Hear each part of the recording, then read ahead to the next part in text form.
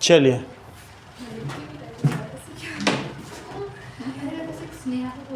देखो सभी चीजें मैं बता दे रहा हूँ जो आप लोग के डाउट है। चाहे कॉनकेव लेंस हो या मिरर हो, इसका एफ निगेटिव होगा, सही है। और कॉन्वेक्स लेंस हो या मिरर हो, इसमें एफ हमेशा क्या होगा, पॉजिटिव होगा। अब आगे देखो,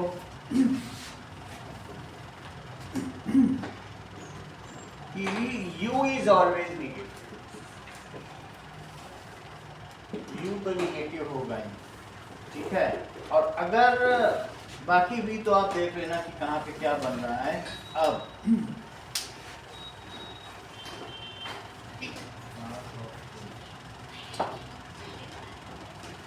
मीडियम है, चलो कुछ क्वेश्चन करें।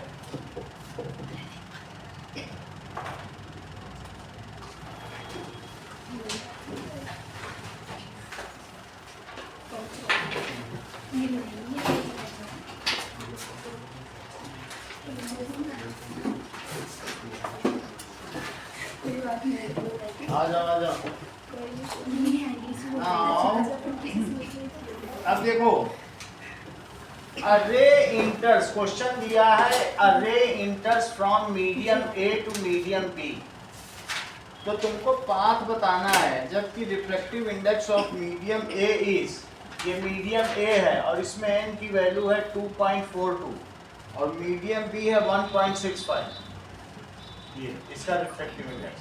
तो तुमको कंप्लीट द पाथ ऑफ रे, कंप्लीट द पाथ ऑफ रे, इस चीज को कंप्लीट करो।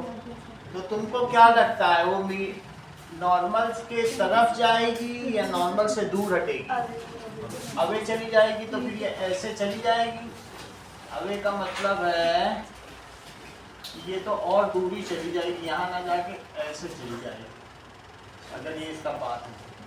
और फिर वहाँ जाने के बाद क्या होगा, दूर हटने के बाद, मान लो वो दूर हट गई, तो दूर हटने के बाद फिर जब वो सेम डेंसर मीडियम में आएगी तो क्या टूवर्ड्स आ जाएगी। लेकिन जब भी तुम टूवर्ड्स बनाना तो इस बात को ध्यान देना कि इनमें लेटरल डिस्प्लेसमेंट हो, जो इसका रास्ता हो वही किसका रास्ता हो, इसका रास्ता। समझ में आई बात? क्योंकि मीडियम ए में पहुंच रही। अगला सवाल देखिए, दैट इज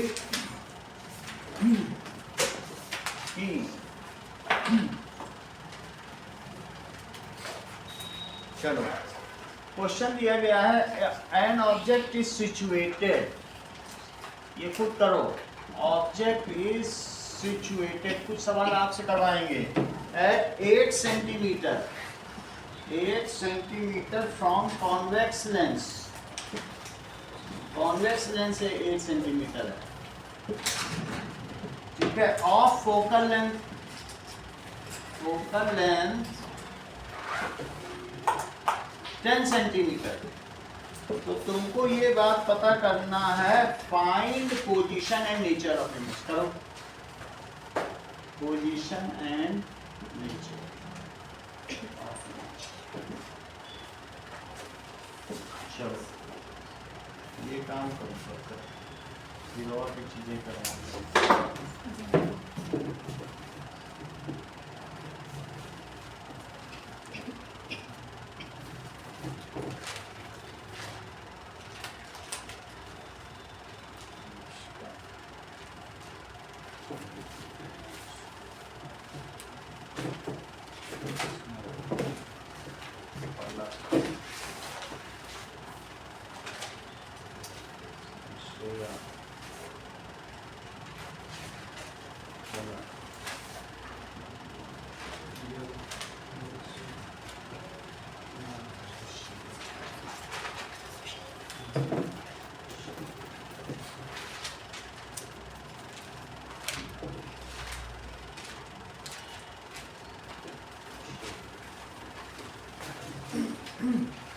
ना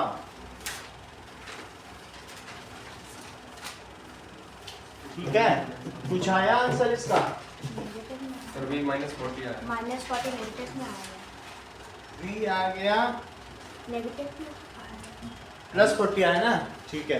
अब कैसे आया ये है। देखो, माइनस में आया। माइनस आया सर, भाई इसमें तो प्लस में आ रहा है।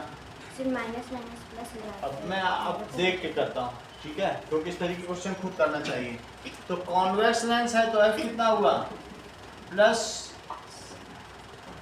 10 सेंटीमीटर, और 1/v minus 1/u it is equal to 1/f।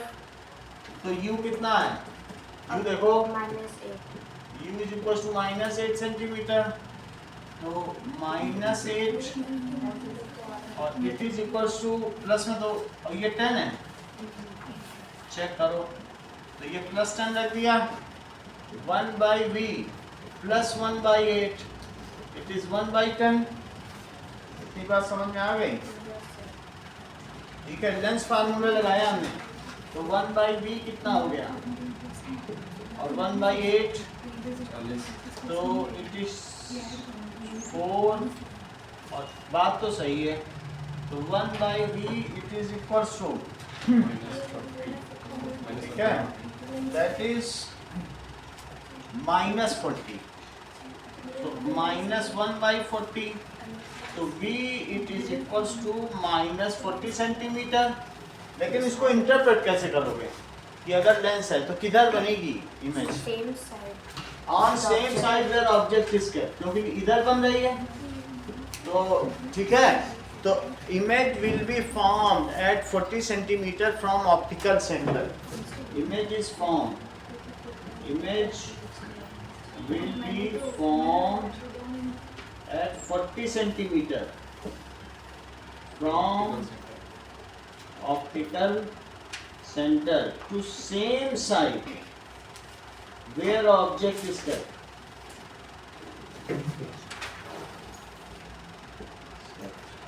अब एक सवाल और आपसे करा रहा हूं। सर मैग्निफिकेशन +5 होगा, हाँ? मैग्निफिकेशन +5 होगा, नेचर मैग्निफिकेशन भी निकाल लो, तो मैग्निफिकेशन क्या होता है, दैट इज प्लस v/u, तो इट इज -40, और ये कितना है, -8 -8, तो +5। इसका मतलब क्या हुआ कि ऑब्जेक्ट या image, nature of images, nature of image बोलो श्रेया,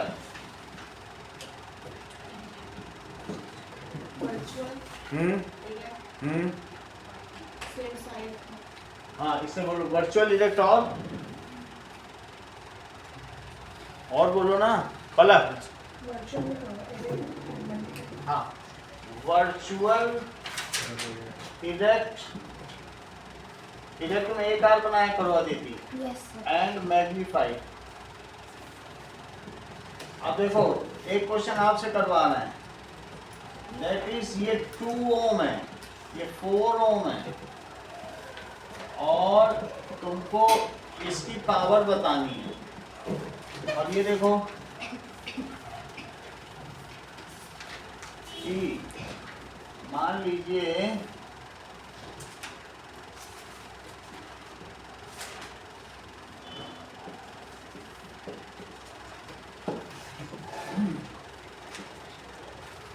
तीन केस दिए हैं,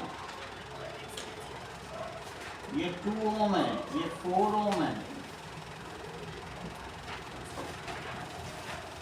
इसकी पावर बतानी, और ये भी 2 ओम है, ये 4 ओम है, इसकी पावर बतानी। ये 2 ओम है, ये 4 ओम है, जबकि ये 6 वोल्ट है। पहले केस में बताओ आंसर, इसकी पावर बताओ।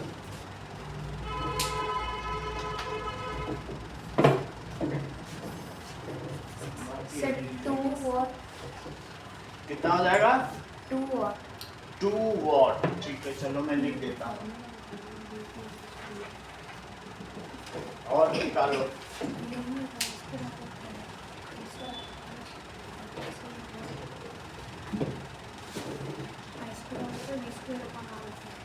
और भी किसी का कोई आंसर तो बता देना पहले वाले।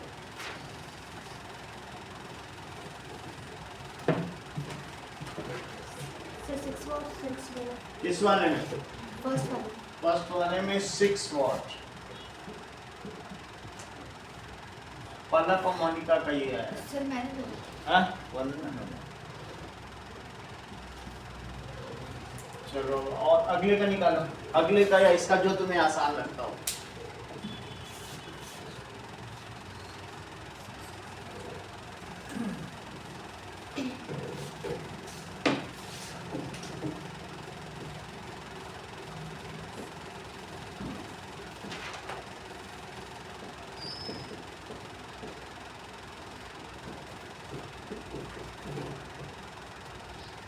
सर 12 वॉट 12 वॉट वंदना ने बताया। यस तो फर्स्ट का 4.5 वॉट 4.5 वॉट।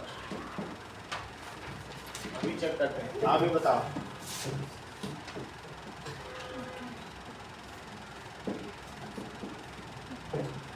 8 वॉट किसमें, सेकंड में? इस 8 वॉट।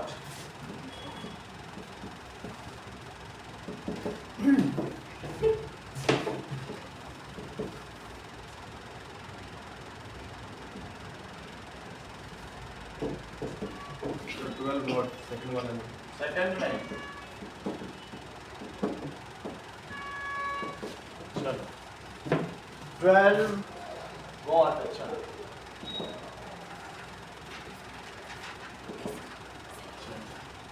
सर 24 वॉट सेकंड में 24 वॉट। इसको देखो,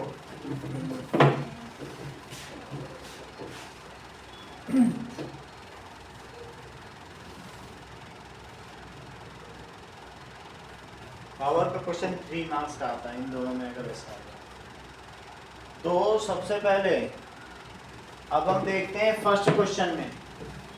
फर्स्ट क्वेश्चन में क्या दिया गया है, सॉल्यूशन देखिए। केस 1 में कंट्रोल में 48 वॉट इसमें 48 वॉट सर 27 वॉट 27 वॉट पलक और वंदना का आया है। अब हम देखते हैं कि इसमें से किसका सही है। चलो केस 1 में आरएस कितना हुआ, 2 + 4 दैट इज 6 ओम। तो ओम्स लॉ लगाओ, V = I RS। ये V इसके लिए नहीं यूज कर सकते हो क्योंकि डिस्ट्रीब्यूटेड है। ये V1 यहाँ से यहाँ तक है और ये V2 यहाँ से यहाँ तक है, और इसलिए जो V है वो V1 + V2 है, इसलिए ये भी इसका नहीं है। सर इस वाले का आंसर मेरा 6 वॉट है 6 वॉट। इतनी बात समझ में आई तुमको? ये दोनों में अलग अलग V रहेगा क्योंकि सीरीज में डिस्ट्रीब्यूट हो जाता ना, जो पैसा लेके निकले हो 10 दुकान में जा रहे हो और लगातार दुकानें, तो अब ऐसे में V कितना है, और ये तो R भी 6 है, तो I कितना हो गया बताओ। I = 1 ampere. यहाँ तक तुम्हें बात समझ में आई? यदि 1 एम्पियर करंट है तो 1 एम्पियर जाने वाली करंट में अब इसी में पावर निकाल लो जरा, तो पावर क्या हो जाएगा, I²। तो I कितना है, 1² और R कितना है, 2। तो 2 वॉट किसने निकाला था? इसका मतलब तुमको चीजें पता चल गई। अब मैं अब आपके तीनों आंसर चेक करता हूँ कि आपके तीनों आंसर ठीक हैं, तो तभी मुझे पता चलेगा कि आपको समझ में आ गया। अच्छा जी, ये 6 वोल्ट है, यस सर तो 6 वोल्ट का मतलब है कि 6 वोल्ट यहाँ से यहाँ तक पूरा इसमें भी है और 6 वोल्ट इसमें भी है। यस सही है। हम इसे थोड़ा और सिंप्लीफाई कर लें तो हमें दोनों में करंट पता चल जाए। क्या इसकी टोटल रेजिस्टेंस ऊपर वाले की 6 ओम है और नीचे वाले की कितनी है, 6 ओम 6 ओम। अच्छा 6 और 6 ओम मिलके कितना होता है, बोलो। सर इक्विवेलेंट रेजिस्टेंस 3 हुआ। 3 अगर होता है और ये 6 वोल्ट है, तो ऐसी स्थिति में अब आप देखिए इस वाले केस में देखना, तो इसका एक और डायग्राम बनेगा। मैं इसको ऐसा बना लेता हूँ कि ये 3 ओम हो गया। तो क्या आप मुझे बताएंगे V = IR इक्विवेलेंट निकाल लिया। यस सर तो जबकि ये 3 है और ये 6 है, तो इसका मतलब आई कितना हुआ, जरा चेक करो, 2 एम्पियर। बोलो, हाँ। यदि 2 एम्पियर यहाँ से मेंस की करंट जा रही है और दोनों बिल्कुल इक्वली हैं, तो क्या हाफ हाफ हो जाएगी? हाफ हाफ हो जाएगी। तो इसमें कितनी करंट जाएगी? 1 एम्पियर, और इसमें कितनी जाएगी? 1 एम्पियर। 1 एम्पियर यानी इसमें जा रही है, यही डायग्राम तो है। अगर 1 एम्पियर करंट जा रही है तो फिर इसके साथ इसकी जरा पावर निकालो, तो पावर कितनी हुई? आई स्क्वायर आर, तो 1 स्क्वायर इंटू 2, तो दैट इज इक्वल्स टू 2 वाट। इसका मतलब है कि इसमें से अभी किसी को नहीं आ रहा है। सर इसमें आई जो है वो 1 एम्पियर हो गया, 1 एम्पियर हो गया, तो इसको कैसे सॉल्व करके दिखाई कि 1 एम्पियर होगा? 1 एम्पियर, तो तुमको अब यहाँ पर आई पता चल गया। जरा इधर देखो, ये कितना है? ये 2 एम्पियर था। अब मैं उसके आगे का बता रहा हूँ, तो तुम्हारा ऊपर तो कितने का है? इस वाले डायग्राम को, 6 सही है। अब जरा यहाँ पे इसको तुम बोलो I1 और इसको क्या बोलो? I2 2 माइनस I1, ज्यादा वेरिएबल मत लो। अच्छा, अब मुझे बताओ, क्या ये 6 वोल्ट 6 ओम है और ये क्या है? 6 ओम है। इस पे ओम्स लॉ लगा, क्या इन दोनों पर ही 6 वोल्ट लगेगा? तो तुम लिखोगी कि V is equals to I1 into 6, तो 6 is equals to I1 into 6, और यहाँ भी लिखो क्योंकि ये भी तो V ही है, तो that is 2 minus I1 into 6, सही। अच्छा, इससे तुमने जब निकाला तो ही I1 सॉल्व हो गया, तुम इससे भी निकालोगी तो भी सॉल्व हो जाएगा, क्योंकि 6 लिखोगी कि नहीं। तो 2 माइनस I1 इंटू 6, तो इससे 6 का डिवीजन हुआ तो 1 आया। 2 माइनस I1, तो इससे क्या इंप्लाई हुआ? I1 इज 2 माइनस 1, तो भी 1 है ना आसान। तो यहाँ पर आप लोग नहीं कर पाए, गड़बड़ की कि नहीं की? और अगर दोनों का ऊपर में मान लेते 2 ओम है, नीचे में 4 ओम है, फिर तो नहीं होगा ना फिर भी डिस्ट्रीब्यूट। सब कुछ सब में होगा, क्यों नहीं होगा? ये देखो, ये 2 ओम तुमने माना और ये कितना माना? 4 ओम। अब मैं तुमसे कहूँ कि सिर्फ तुमको आई दिया है, ये जैसे आई है, ये 2 एम्पियर है, और मैं तुमको वोल्टेज भी ना दूं। अब वहां तो तुमको वोल्टेज की सुविधा थी, तो तुमने 2 के इक्वल कर 6 के इक्वल कर लिया था। यहाँ कर पाओगी? नहीं कर पाओगी, तो यहाँ किरचॉफ लॉ लगाओ। बोलो, आई किसके इक्वल करोगी बताओ? I1, और इसको क्या करोगी? I2 करोगे। तो I1 प्लस I2 कितना हुआ? 2 हो गया कि नहीं? तो I1 प्लस I2 कितना तुमने बोला? 2 एम्पियर। 2 एम्पियर। अब मुझे बताओ, कहीं तुमको ऐसा तो नहीं लग रहा है कि जो इस पे वोल्टेज ड्रॉप है वही इस पे वोल्टेज ड्रॉप यस सर। लग रहा है?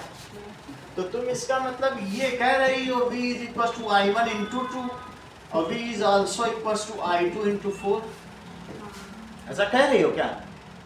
V तो सेम, हमें मालूम नहीं V क्या है, लेकिन फिर भी तो दोनों इक्वल ही हैं। तो दोनों इक्वल है, तो 2I1 किसके इक्वल हो गया? 4I2। बोलो सही है।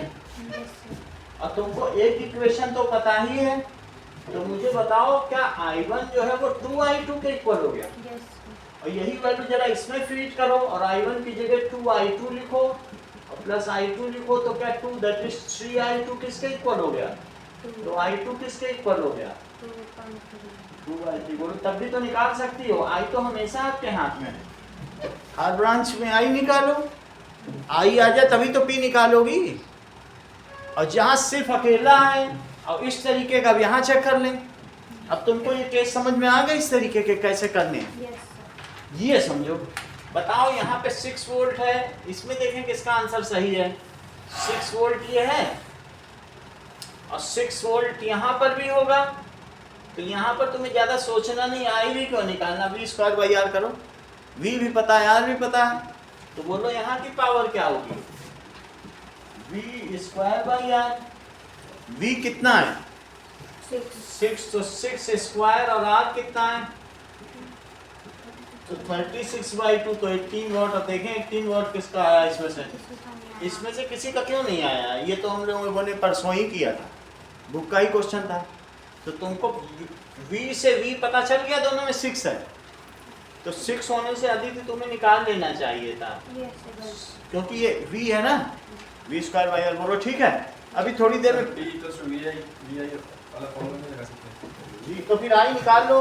इन्होंने कहा कि वी आई वाला, देखो ये दूसरा फार्मूला कह रहे हैं आप लोग, इनकी बात ध्यान दो। सुनील बहुत अच्छी बात कर रहे हैं।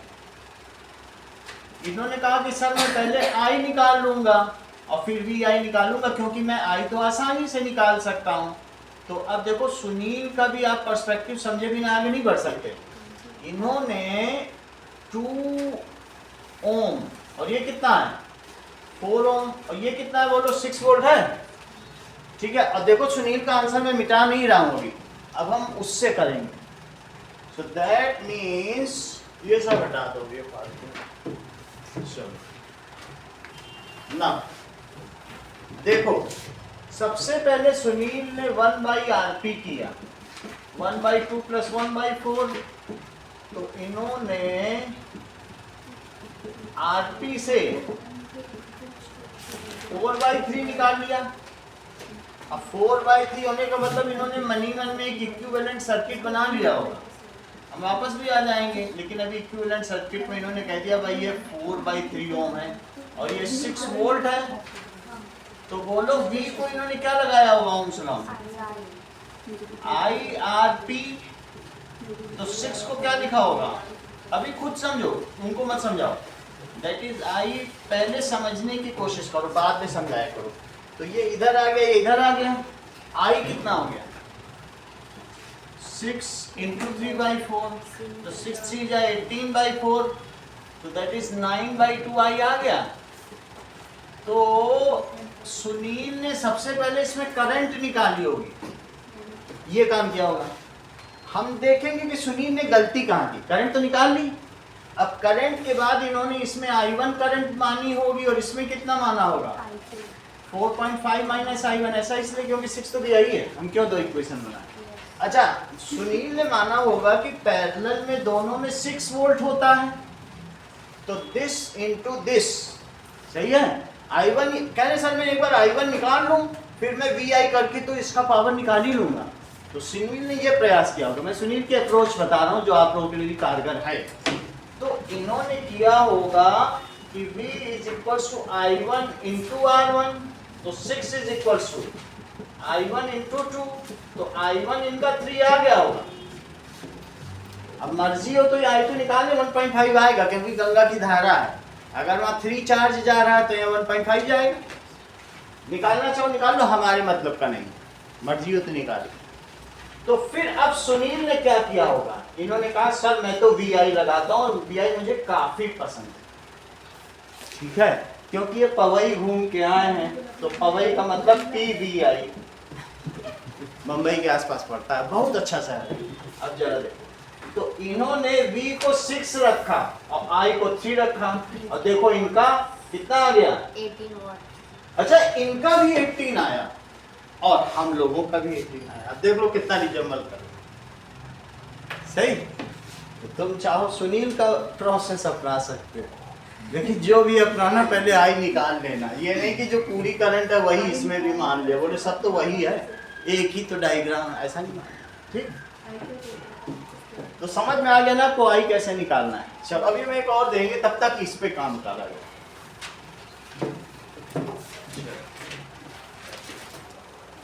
फार्मूला से कुछ थोड़ी होता है, जो तुम लगाओगे सही तरीके से होता है। फार्मूले सब एक वी भी लगा रहे हो, तो अब ये नहीं है कि सीरीज में वही भी सब में रखे जा रहे हो।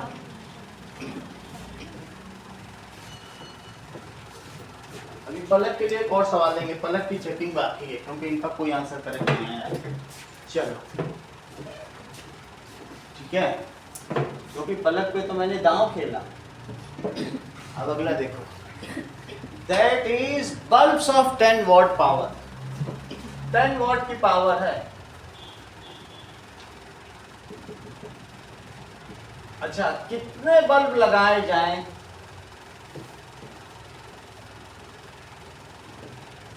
कि जो अलाउेबल करंट है वो कितनी है 5 एम्पियर, और ये 10 वॉट का बल्ब है, सही है। Let there are N bulbs, कितने बल्ब होंगे वंदना तुम्हारे हिसाब से? करेक्ट, देखो वंदना ने सॉल्व भी कर लिया, देयर आर 10 बल्ब्स, सही है। तब तक हम निकाल लो, सॉल्व भी कर लिया। सो टोटल पावर, अगर इस घर में बहुत सारे सब पैरेलल में, तो टोटल पावर देख लो कितनी, सब जुड़ जाएंगी। 10-10 वाट के 10 बल्ब जला लो, 100 वाट हो गया। तो बोलो कितनी हो जाएगी? n टर्म्स,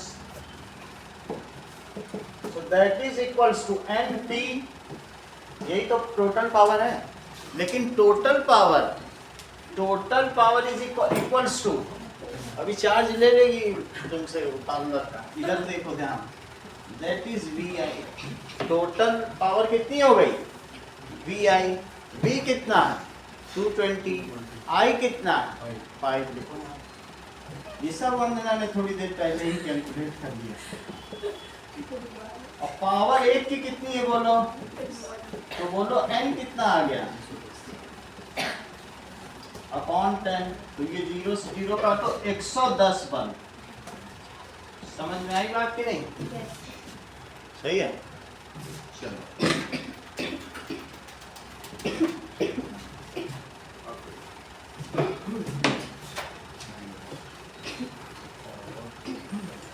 अगला सवाल देखिए। Now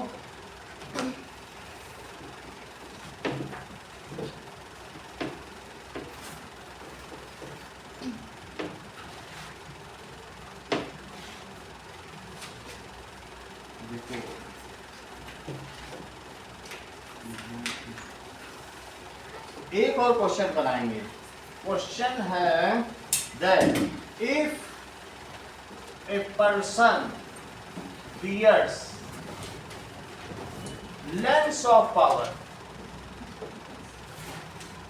-6d for distant vision, additive के भी कराएंगे, कोई जल्दी बात नहीं है, and for correcting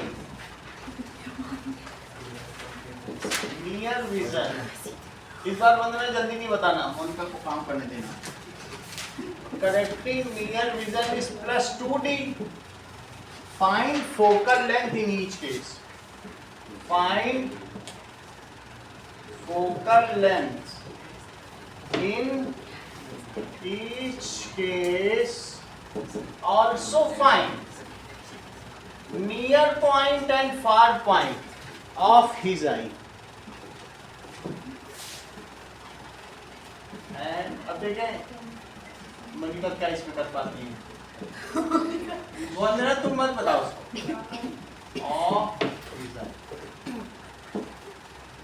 आंसर बता दो, मैं तुरंत कर दूंगा, 2-2 मिनट का ही।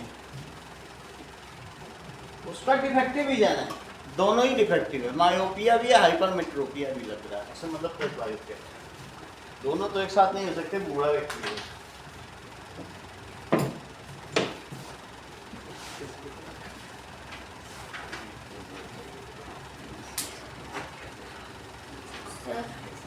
सर -6d वाले में focal length 100/-6, 16 -6d focal length -16.66, -16.66, और सर सही है, दूसरे कितनी बात है? -16.66 मीटर के सेंटीमीटर? सेंटीमीटर। चलो, और अब तुम इसका मुझको ये बता देना कि उसका नियर पॉइंट कहाँ है, कहाँ से वो पिकअप करता है, या फार पॉइंट क्या है, क्योंकि फार अब ये है डिस्टेंट विजन के लिए लगा रहा है, दूर की चीज देखने के लिए, तो फार पॉइंट होगा, फार पॉइंट आप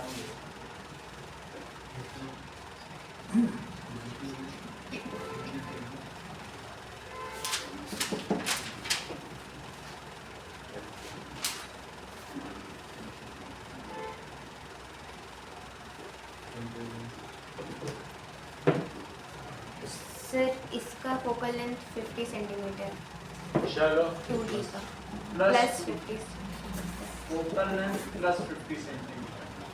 अब ये बताओ इसका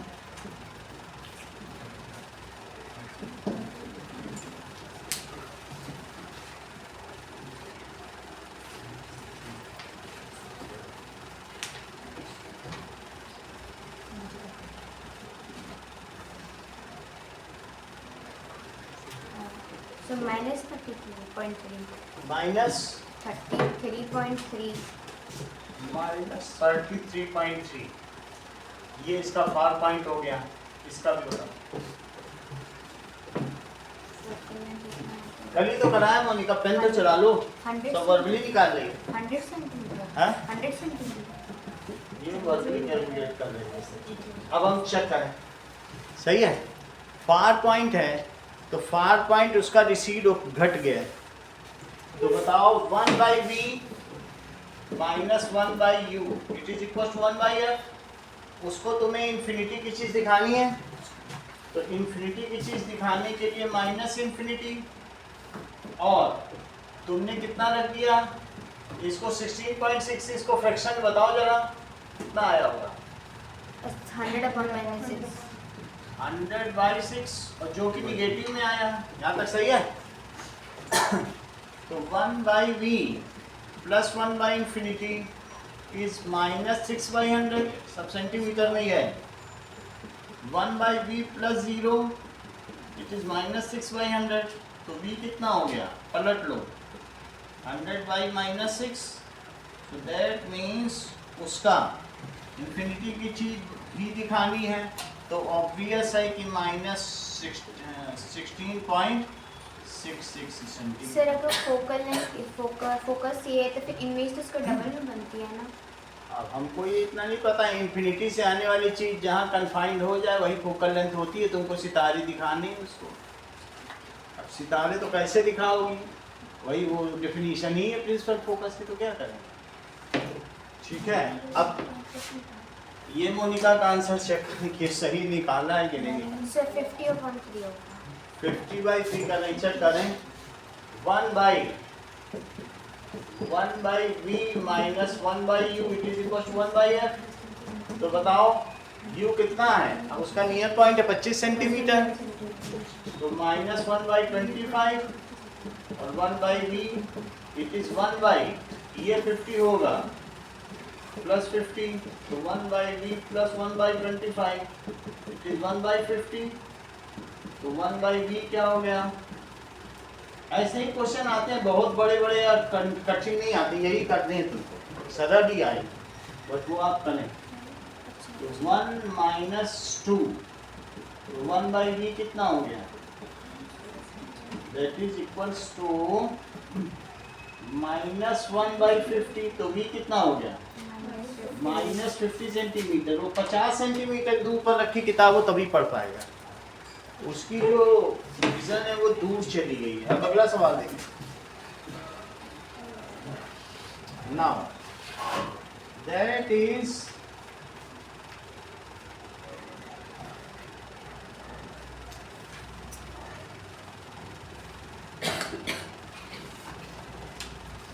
चलो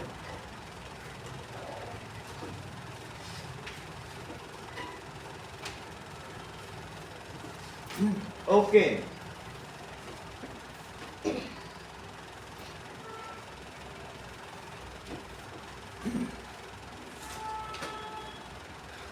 an angiosperm plant having red color flower, question है an angiosperm plant having red color flowers, उसके पास रेड कलर फ्लावर्स हैं, when crossed with other having same color, ठीक है, produced 40 pods gene having if crossed, if across किया गया with other flowers, other plant bearing same colored flower, same colored flower, produce 40 progeny आए, जिसमें से 30 red colour के थे और 10 वाइट थे। 40 progeny in which 30 were red, 30 were red and 10 were having white flowers. इतना क्वेश्चन है, ये आया हुआ क्वेश्चन है 16 में आया है. What is the possible genotype of parent plant? Shreya से इस बार पूछेंगे. तो that is what is possible genotype of parent plant. और दूसरा, which trait is dominant and recessive? Which trait is dominant and recessive? ठीक है. Parents are of which generation? What is this cross called? Question है, what is this cross called and what is phenotypic ratio? What is its phenotypic ratio? तो अब हम लोग थोड़ा heredity के question करते हैं जिससे आइडिया लगे. चलो मोनिका, ये आपसे ही प्रश्न किया गया है, बाकियों को तो पता. आप बताइए. बताइए. जो फर्स्ट का उसका कैपिटल और स्मॉल है. हाँ, और सेकंड का है सेकंड का जो बता. डोमिनेंट है वो रेड फ्लैग्स. नहीं, फर्स्ट का ही पहले आंसर दो. फर्स्ट का कैपिटल और स्मॉल है जिनका पूरा जीनोटाइप है, दोनों का ही, जिनका जिनका क्रॉसिंग कराया गया. कि एक उसमें होमोजाइगस है और दूसरा हेटेरोजाइगस है. दोनों ही हेटेरोजाइगस. बोलो. दो होमोजाइगस हैं. दो होमोजाइगस, सही है. दो और दो एक कैपिटल टी वाला, एक स्मॉल टी वाला और एक कैपिटल. करेक्ट. जैसे इन्होंने बताया जीनोटाइप, ठीक है, और इसको इन्होंने बता दिया F1 क्रॉस. हर चीज आप इनकी देखिए. इन्होंने इसको बताया जीनोटाइप आर. यहाँ आर किसके लिए? रेड के लिए है. और स्मॉल आर किसके लिए है? वाइट के लिए. ऐसे लिख दो किनारे. सही. अब इससे इसके गेमीट क्या क्या बनेंगे? आर. और फिर crossing over of gametes, that is type of gametes. 1 marks में कितना वर्क करके दिखाना है? 1 मार्क्स का नहीं है, ये कई मार्क्स का है. नहीं सर, 3 मार्क्स का क्वेश्चन आता है, 3 पार्ट पूछनी है. हाँ. सर 1 मार्क्स के लिए पूरा इतना करना है? 3 मार्क में तो अभी तो इतना तो जाएगा क्वेश्चन, फिर बाकी लाइन लिखना. ये तो पेरेंट प्लांट का बताना है, तो पेरेंट का तो पहले पता चल गया ना. पता चल गया, तो इसी में मैं भी डाल दूंगा. सब चीज जो है आप लिखा दीजिएगा. अब ये देखो, ये इसके साथ और ये किसके साथ? इसके साथ. तो क्या हो जाएगा? R R R R R R R. ये सही है. तो ये चीज क्या हो गई? ये क्रॉसिंग ओवर कर रहे हो. तो दैट इज, अब इनका सेल्फ पॉलिनेशन ही करा दो. तो जब सब एक आपस ही में करने दो. हमेशा पेरेंटल क्रॉस, सिर्फ क्रॉस पॉलिनेशन कराया जाता है.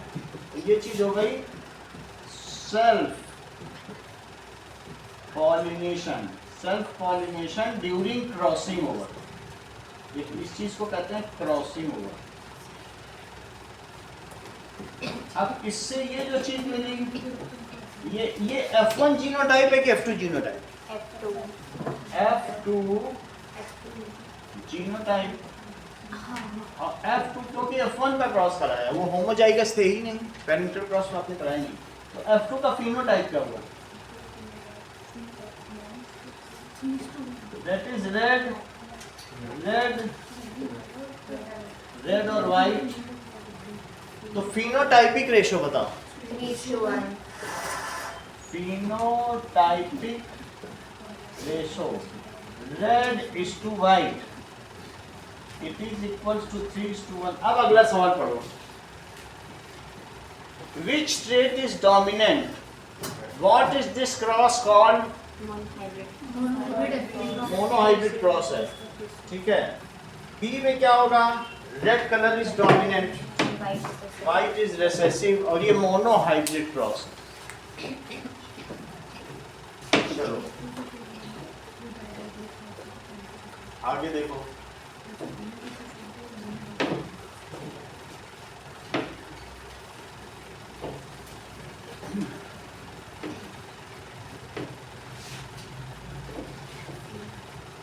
चलिए, दिस इज मोनोहाइब्रिड क्रॉस। अब कौन सा ट्रेड डोमिनेंट है? Red trait is dominant, that is B part और ये सी पार्ट। आगे देखो,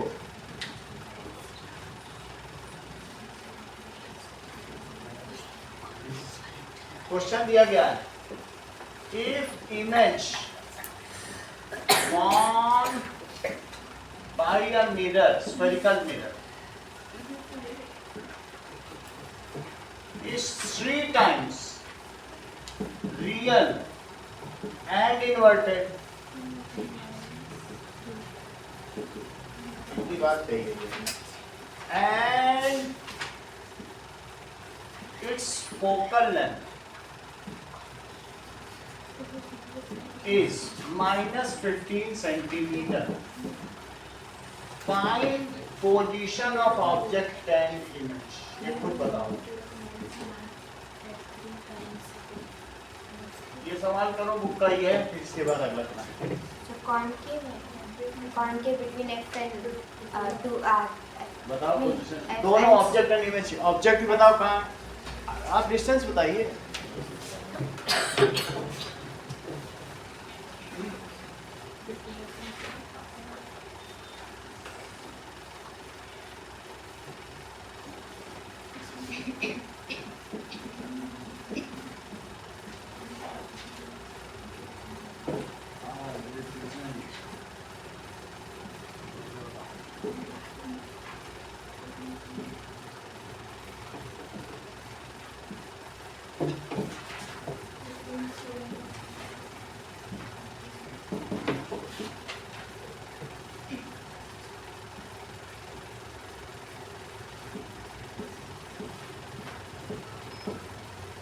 यू -15 है।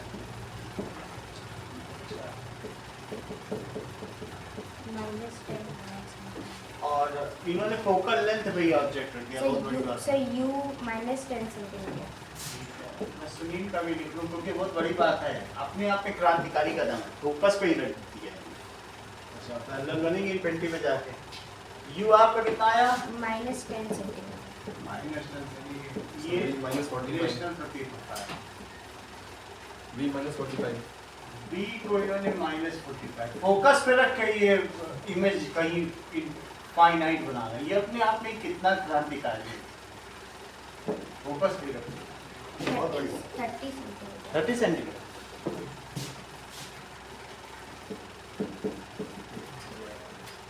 प्लस की माइनस? प्लस आया तो यहाँ तो रियल बता रहा है। चलो राइट राइट, अब हम लोग इस चीज को इंस्पेक्ट करें। चलो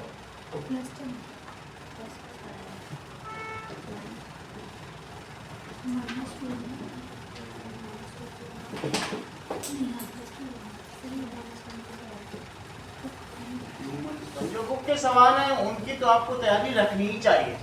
अब ये बुक का सवाल है, इसमें आपको इतना करना है कार्य।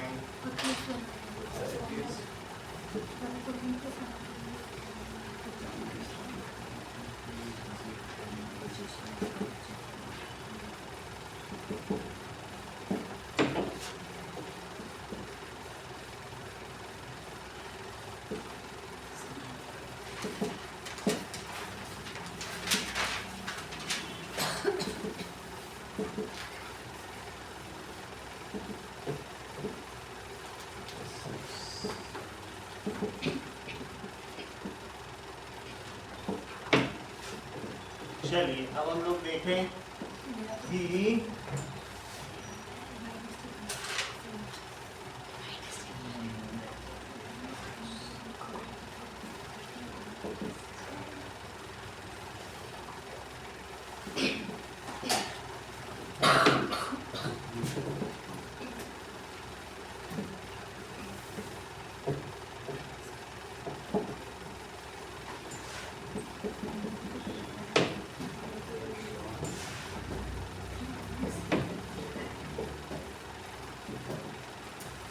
वाले में ग्रीन रिंकल्ड, ग्रीन राउंड।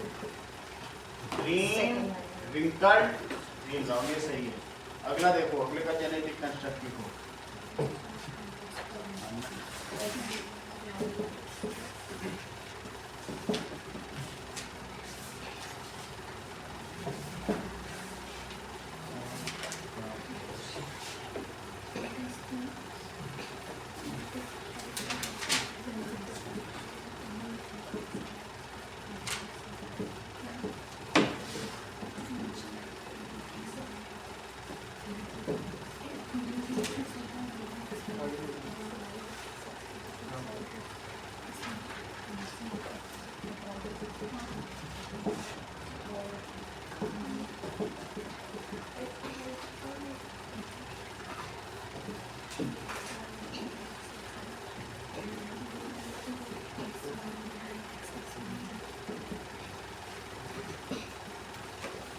चलो अब ये 4 सवाल करते हैं, फिर आगे बढ़ेंगे।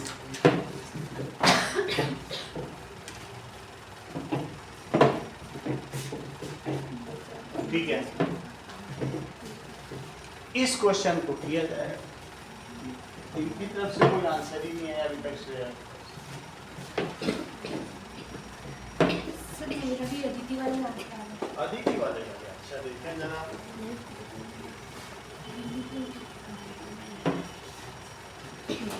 श्रेया एम कितना है? ये एम ही नहीं बता पा रही, जैसे ही लाइन करेंगी वहां पर एम नहीं बता पाई। श्रेया बता, अब वो क्या बता रही? एम ही नहीं बता पा रही। इन्वर्टेड लिखा भी है, जब भी ऐसा ना हो कि ना हो, है ना। वैसे सवाल का शुरू ही गलत कर देंगे तो कहाँ से होगा। 8 नंबर की लाइट आती है। अच्छा, एम का फार्मूला बताओ। Minus v by u, it is minus 3, so minus v, it is equals to minus 3u, so v is equals to 3u। और फार्मूला लिखो, 1 by v plus 1 by u, it is equals to 1 by f। यहाँ तक ठीक है। अब चूंकि focal length है, ये दे रखा है, इवन मैं ना भी देता, ये तुम्हें माइनस ना भी देता तब भी चलता, क्योंकि तुमको मालूम होना चाहिए real image is formed by, वहां नहीं देगा तुमको, मैग्नीट्यूड देगा। So as real image is formed by, कौन फॉर्म्ड करता है? Concave mirror. तो इसलिए इसकी फोकल लेंथ क्या हो जाएगी? -15। हमने एक्स्ट्रा डेटा दे दिए थे, वो मेरी गलती है, ठीक है। तो 1 by v, यहां से देखो v को 3u लिखो, पहले 1 by v है, इसकी जगह देखो 3u लिखा, इसी को देखो, और u को u ही लिखो, और यहाँ क्या लिखोगे? -15। तो बताइए अगर यहाँ 3u है तो क्या ये 1 + 3 हो जाएगा? और दैट इज 1 upon -15, तो 4 by 3u, 1 by -15, तो बोलो ये -60 किसके इक्वल हुआ? तो u कितना हो गया? -20। तो ऑब्जेक्ट वैसे भी तुम देख लो कि ऑब्जेक्ट ये f है, ये c है, तो 15 पर थोड़ी ना रखा होगा, 20 पे रखा होगा, इसके बीच रखोगे तभी तो यहाँ बनेगा। अब जबकि तुम्हारे पास u आ गया तो v निकालो, तो v is 3u, तो v is 3 into -20, तो -60 सेंटीमीटर। ना यकीन हो तो बना के दिखा दे, ये देखो बन गया माइनस, है ना आसान।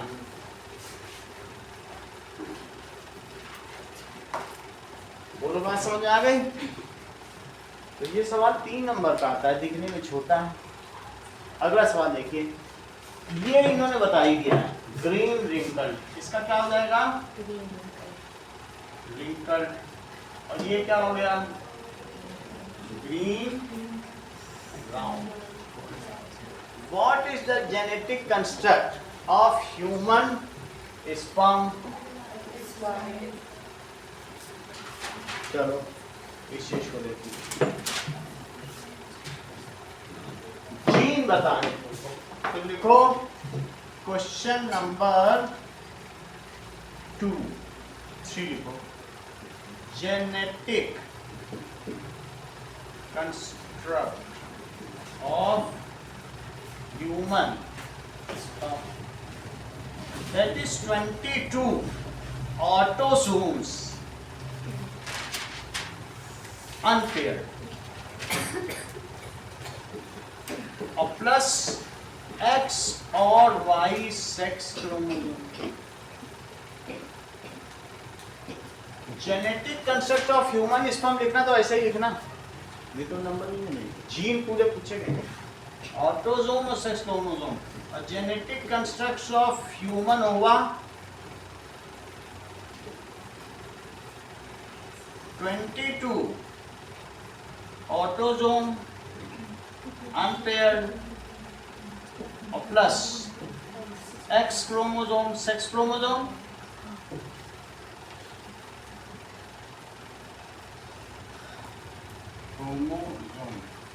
Genetic construct of body cell of female girl, बताओ, बताइए नहीं रही, ऐसे नहीं लिखा जाता है। वंदना बगल में कैसे बताएगी, जब मैं तुमसे पूछ रहा हूँ फीमेल के रिप्रोडक्टिव ऑर्गन में नहीं पूछ रहा हूँ, फीमेल की बॉडी सेल में पूछ रहा हूँ और मेल की बॉडी सेल में आता है question, genetic construct of body cell of female, तो क्या लिखोगी 22 pair of autosomes plus XX paired sex chromosome, बिल्कुल यही लिखना पड़ेगा और कुछ कंप्रोमाइज चलेगा ही नहीं, ठीक है। तो that is chromosome, genetic construct of body cell of male, बताओ जरा, of male 22 pair of autosome plus,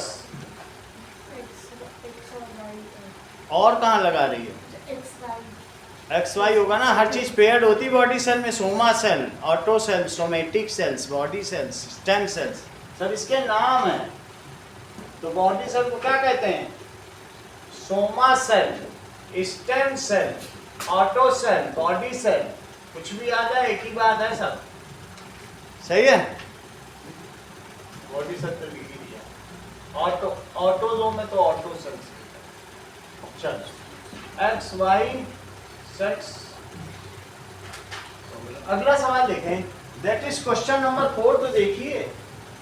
अच्छा अभी और इसमें कुछ पूछा गया, mention the chromosome present in zygote determining the sex of male child, यही तो है मेल चाइल्ड, यही जाइगोट का आंसर हो गया, that is zygote of male child.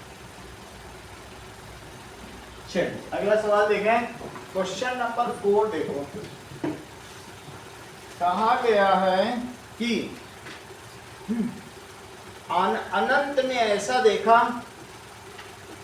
That is according to law of dominance, according to law of dominance the trait which is dominant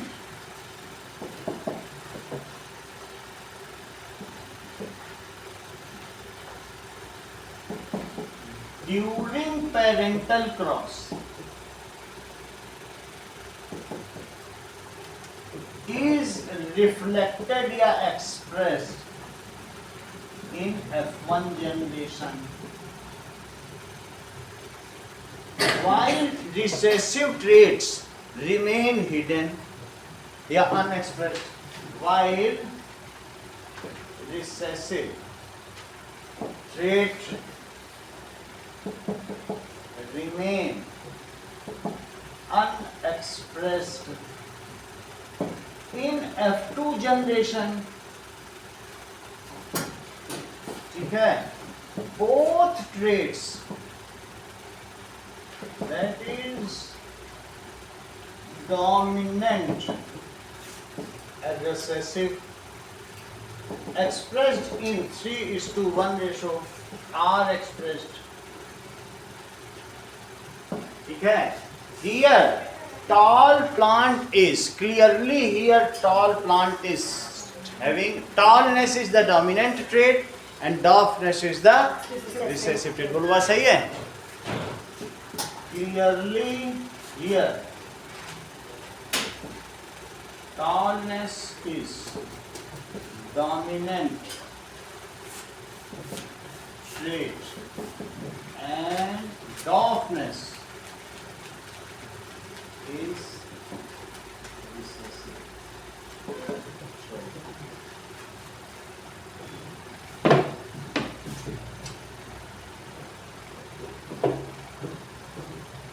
इतनी बात तुमको समझ में आ गई?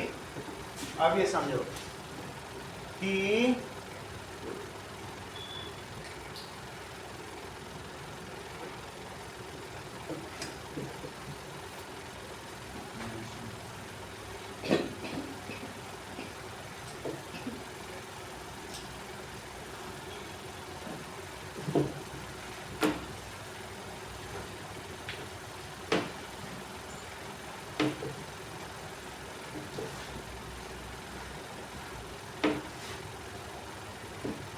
okay, now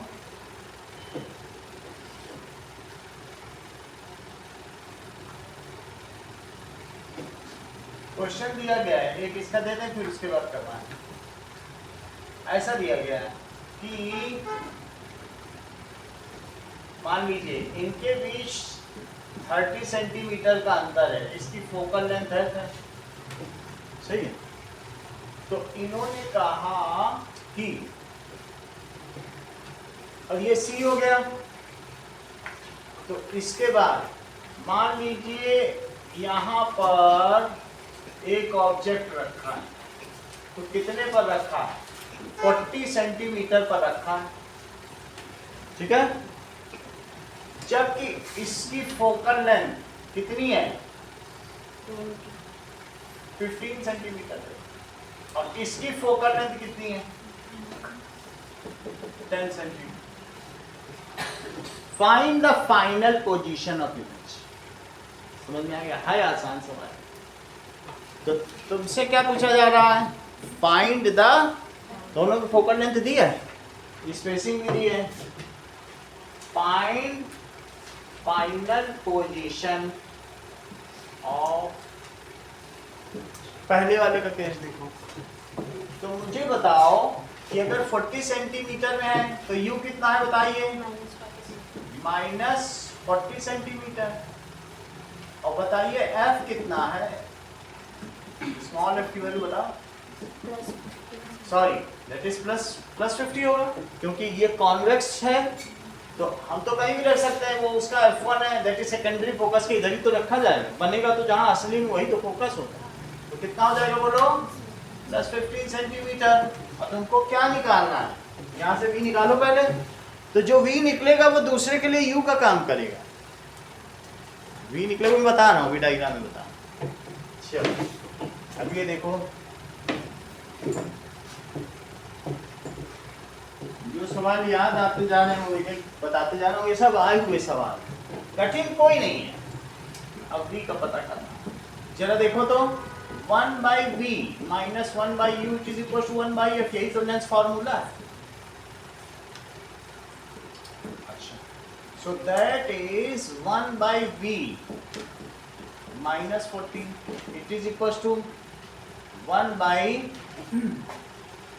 15, तो 1/v + 1/14, it is equal to 1/15। तो 1/v क्या हो गया? 1/15 - 1/14। अब ये 15 चौको 60 है, 600 लेना पड़ेगा। और 120 ले लो। 120 सही है, 120 तो 15 8 120 और यहाँ कितना हो गया 4 3 12 that is 1 by v it is 5 by 120 आ गया। तो मुझे बोलो v कितना आ गया और वो प्लस में आया कि माइनस में आया ये बताओ। That is 5 2 10 5 4 20 plus 24 centimetre. अच्छा तुम ये खुद ही समझ सकते हो, देखो यहाँ से ऐसी रे आई और यहाँ से रे आई तो क्या ऐप चली जाएगी और जो यहाँ से जाएगी ये कहीं चली जाएगी। तो ये जो इमेज बनेगी अब ये उल्टी इमेज बन गई है, हमें उल्टी सीरीज मतलब नहीं अच्छा ही अच्छो से क्या लेना देना होगा तो हम ले लेंगे, लेकिन अभी तुम्हें बोलो ये डिस्टेंस कितनी मोनिका अब तुम्हें ये बताना है। 24 सेंटीमीटर, अच्छी बात है 24 सेंटीमीटर। तो ये डिस्टेंस कितनी है 6 सेंटीमीटर। तो ये जो चीज अब 6 सेंटीमीटर है यहीं से पिकअप कर लेगा, कहेगा ये तो बन गई इमेज, जब यहीं से तो यहाँ जाएगी कि नहीं जाएगी। और फिर यहाँ से जहाँ जानी होगी चली जाएगी, हमको मालूम है ऐसे जाएगी क्योंकि कैसा है कॉनकेव, तो ये डाइवर्जिंग लेंस है। और ये बताओ ये कैसी जाएगी, बोलो बात समझ आई। और देखने वाले को क्या प्रतीत होगा, ये दोनों जो यहाँ मिल रही है यहाँ इमेज बनेगी कि नहीं, और ये भी डॉटेड बनेगी, सही। हमें इसी का पता लगा। ओके सो क्या लिखेंगे बताइए, फॉर कॉनकेव लेंस। यहां तक समझ में आ गया, सुनिए तुमको ये क्या किया गया। For concave lens the image will act as object, ऐसा लिख देना। The image from first lens will act as object for second lens, सही। For concave lens image of first lens will act as object. अगर ये object है तो इसलिए u की वैल्यू क्या हो जाएगी 6 सेंटीमीटर है, चूंकि लेफ्ट है तो -6 सेंटीमीटर है। इसके लिए ज्यादा कैलकुलेशन की जरूरत नहीं है, मैग्नीट्यूड लगा के माइनस लगाना है, ऐसे सिंपली भी दिख रहा है, आपने वहां दिखा दिया, सही। अच्छा आज क्या लिखोगे बताओ, -10 सेंटीमीटर, तो 1 by v minus 1 by u is equal to 1 by f। v कितना नहीं पता, u कितना और f कितना है, यहाँ तक ठीक है। 1 by v plus 1 by 6, ठीक है। 15 कितना गया? 15 अच्छा हमारे में तो 2 ही सेंटीमीटर है, 115 आ गया। 6 पे रखा है तो उसके पास ही बनेगा, नई चीज आई है, ये इंटरेस्टिंग है अपने आप। देखो मैं ऐसे बनाया तो मेरा तो 2 ही सेंटीमीटर है, नहीं चलो ये भी तो लेंस ही है। -10 किया 1 by -10 और -1 by 6, सही।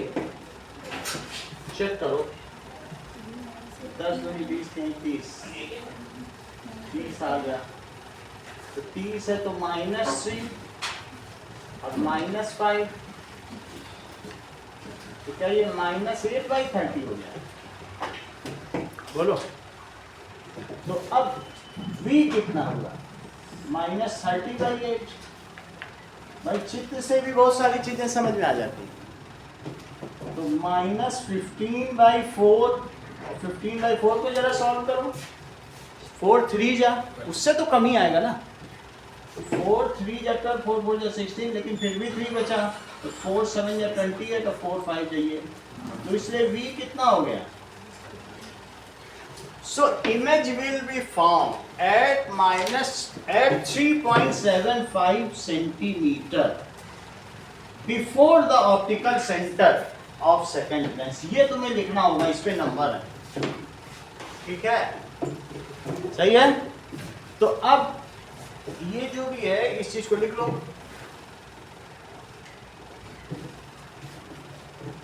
तुम्हें और भी कुछ पूछा जा सकता है। मैं इतनी तो बात कर ही रहा हूँ, लेकिन तुमसे और भी कुछ पूछा जा सकता है। पहले मैं इतना लिखाऊं, the image is formed. Image कहाँ फॉर्म हुई?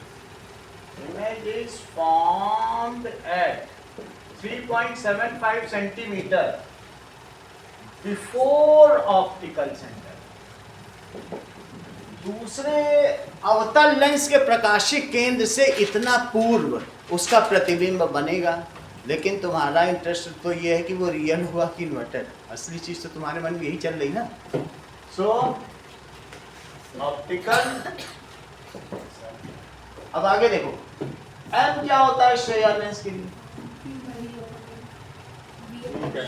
V बाई यू की वैल्यू रखो, अभी पता चल जाएगा कि इमेज कैसी होगी। V इसके लिए कितना था बोलो? -15/4 और U कितना था? -6। सही है, तो M कितना हुआ बताओ? 15/24। ये 3 से कट जाएगा, 3 5 जा 15 और 3 8 जा, तो M की वैल्यू कितनी हो जाएगी? 0.48, 20 बचेगा 6 ये। हाँ मोनिका, जरा नेचर ऑफ इमेज तो बता दो। इरेक्ट तो होगी, वर्चुअल दिख भी रही है, डिमिनिश्ड है। सही है, जिधर ऑब्जेक्ट है उसके लिए तो वो इरेक्ट ही है। पानी में प्रतिबिंब है, वो प्रतिबिंब नीचे ही दिख जाए तो इरेक्ट ही माना जाएगा कि नहीं? वर्चुअल एंड इरेक्ट इससे पता चलेगा, और डिमिनिश्ड है। सही है, पूरा तुम्हारा आंसर आ गया। 4 क्वेश्चन का है ये, 4 नंबर। 84 में आया था IIT में, लेकिन उसके बाद फिर ये 10th में डाला। पहले 12th में डाला और फिर 10th में। धीरे धीरे सिलेबस घटता जाता है ना, लोगों को पता चल गया चीजें।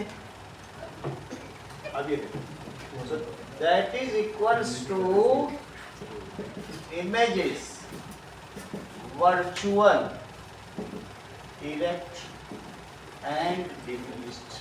अब हम लोग हेरिडिटी के क्वेश्चन करें, बीच बीच में इधर उधर के भी करा दे रहे हैं, पता तो चलता रहे।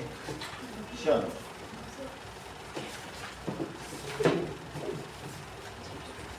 इन एपी प्लांट, अभी रिसेंट क्वेश्चन भी आपको कराऊंगा इस वाले में, इसके थोड़े करा दूं। इन एपी प्लांट देखो, find the contrasting trait. Contrasting trait,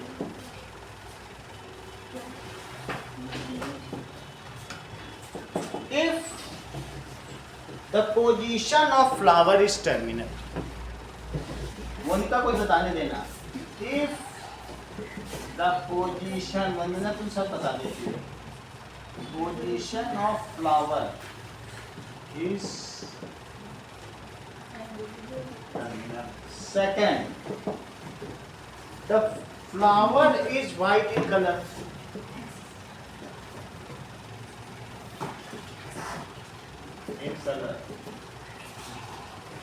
And shape of pod is constricted. Shape of pod. Sir अब बोलो, पेन लोग पेन दे के पैसा लेते हैं, तो पैसा दे के पेन ले रहे हैं। सिर्फ फैन बोल रहा है। हाँ? तो वो फैन बोल रहे हैं, फैन। अच्छा, साइड में तेरी बात। अब देखो, यहाँ तक की बात करो, आंसर। तो ये मुझे बताओ कि तुमको फ्लावर की पोजीशन टर्मिनल और एक्सियल का मतलब समझ में आता है कि नहीं? Yes sir. फ्लावर कहाँ पे है, टर्मिनल पर है या एक्सियल पर, ये मैं तुमको बता दूं, फिर आगे की बात करें। Terminal flower and axial flower,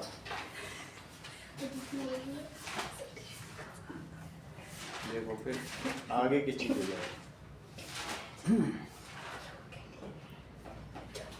ये देखो, ये सर पी प्लांट, अगर किसी में अंत में जाए किसी ब्रांच के, तो उसे क्या कहेंगे? Terminal flower. और किसी एक्सिस में बीच बीच में निकल जाए, टर्मिनल और एक्सियल समझ में आ गया? जो टर्मिनल पर हो बिल्कुल, तो उसे टर्मिनल फ्लावर कहेंगे। और जो हाँ देखो, एक जगह नहीं रहता, हाँ फोन ही हमारा जब हो जाएगा। टर्मिनल कौन सा? सीमांत, ये देखो एक्सिस पर, ठीक, ध्रुवीय और सीमांत पुष्प। ये कौन सा है? ध्रुवीय। ये सीमांत हाँ? डिफरेंट का मतलब अंत पे जाए, जहाँ ब्रांच खत्म हुआ फूल और या बीच में से अलग से फूल निकले वो एक्सिस। सही है। तो बोलो पहले का कंट्रास्टिंग फीचर क्या हुआ श्रेया? बोलो, फैन चला लें? हाँ बोलो। चला वहां से कहाँ तुमको हवा मिले? दूर है, मीठी जल रही है, ये तापना चाहती है। ये देखो असली मजा लो फैन का।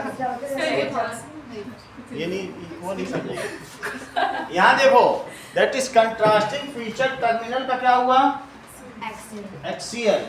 अगर फूल ऐसे ऐसे है, ये देख लो, इस फूल को क्या कहेंगे? That is terminal. लेकिन दूसरा जो यहाँ से फूल निकल आए तो उसको क्या कहेंगे? पत्तियां अलग निकली हों और ये बीच बीच में फूल भी निकल आए तो ये एक्सियल, एक्सिस पे निकला, ये टर्मिनल पे निकला।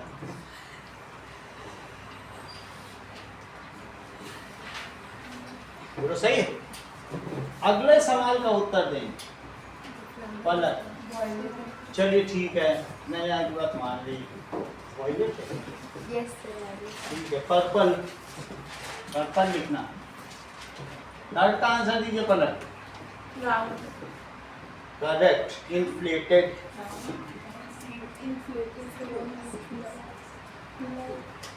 कंस्ट्रिक्टेड, सिकुड़ा हुआ, और इन्फ्लेटेड। बिना छुए बात किया करो, अभी छुआछूत की बीमारी लगी। ये सब कंटेजियस डिसीज है, तुम समझते नहीं। अभी तुमको 3 पेपर और देने। पिछली वाली वो जो थी एक दिन पहले साइंस के पेपर में, उसको वो आईवी चढ़ रहा था, ये जो अर्चिता। हाँ, मतलब इतनी नर्वस हो गई थी, नहीं तो ये टॉप कर जाती कई, उसमें इतनी तेज थी। समझो अनिता। अर्चिता, समझ आई बात कि नहीं? तब भी उसने दे दिया paper.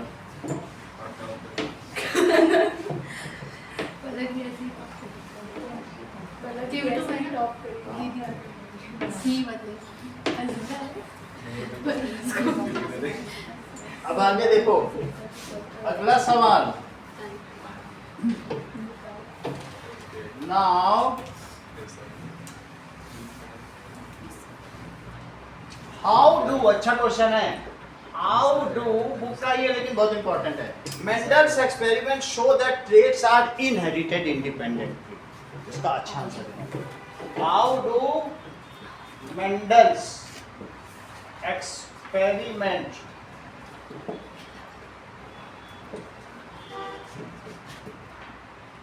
traits are inherited independently.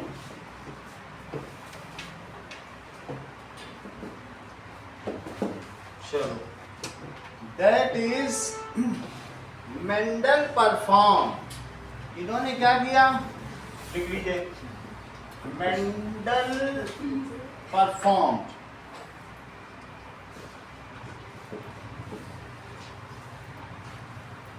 experiment using two homozygous, we get different traits as tall plant and dwarf plant. ऐसा किया, ठीक है। अब ये कैसा किया? आल्सो हैविंग टॉल प्लांट भी लिया और क्या लिया? डॉफ प्लांट भी लिया, लेकिन हमको तो सेकंड लॉ ऑफ सेग्रीगेशन बताना है, ठीक है। 1 टॉल प्लांट कैसा था? Was having round pea pod. कैसा पी पॉड था? राउंड पी पॉड वाइल डॉफ कैसा था? हैविंग कंस्ट्रिक्टेड या फिर रिंकल्ड, रिंकल्ड कोई तो कंस्ट्रिक्टेड कहते हैं।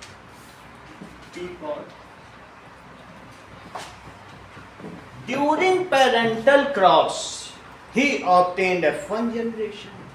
अगर उनका पेरेंटल क्रॉस कराया जाए, so during parental cross he got F1 generation. और मोनिका उसमें सभी प्लांट्स उनको कैसे प्राप्त हुए? ठीक है, इट कंटेन्स, ठीक है, round and tall plants. Round and tall हुए सर, ठीक है। It was controlled cross pollination. ये जो किया था उन्होंने कैसा किया था? It was controlled cross pollination. अब जरा देखो, when he crossed F1 generation heterozygous round and tall plant,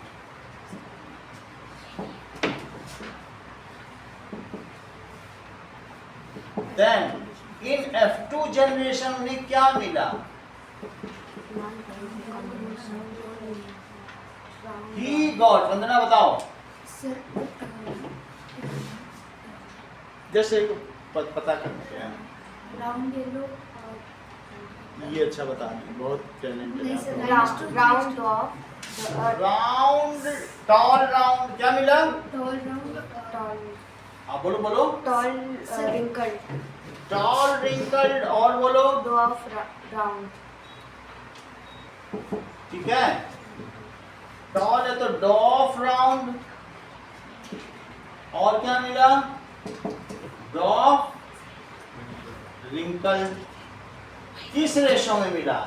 in 9:3:3:1। When he further inspected, when he further inspected, that is tall is to डॉफ का रेशो उन्होंने क्या पाया, और राउंड is to रिंकल्ड का क्या पाया?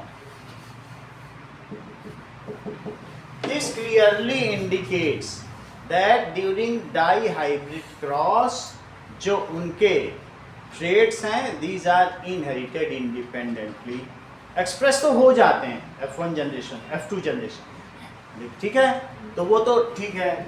This clearly indicates, सर इसमें हम लोग अगर लॉ ऑफ इंडिपेंडेंट असॉर्टमेंट को डिफाइन कर दे तो उसमें भी तो हो जाएगा।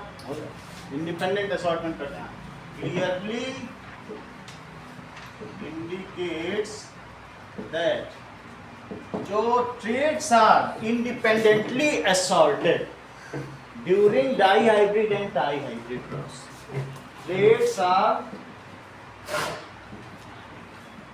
independently, लेकिन ये आपको करना पड़ेगा, ये जो मैंने किया है ये इसकी जरूरत है, ऐसे ही करना पड़ेगा। आगे देखो, now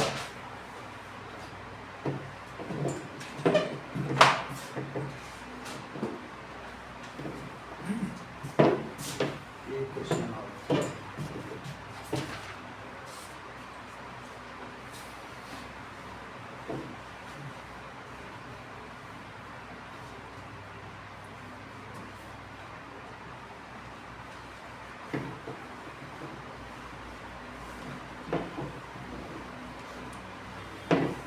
okay,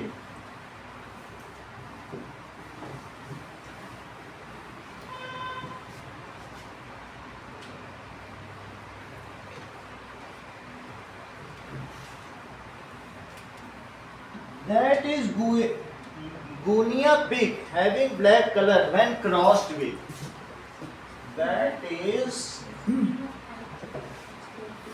Guinea pig having black colour.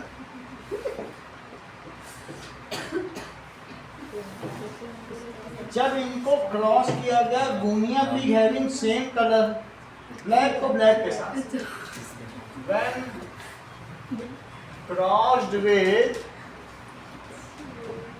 गुनिया pig having same colour, तो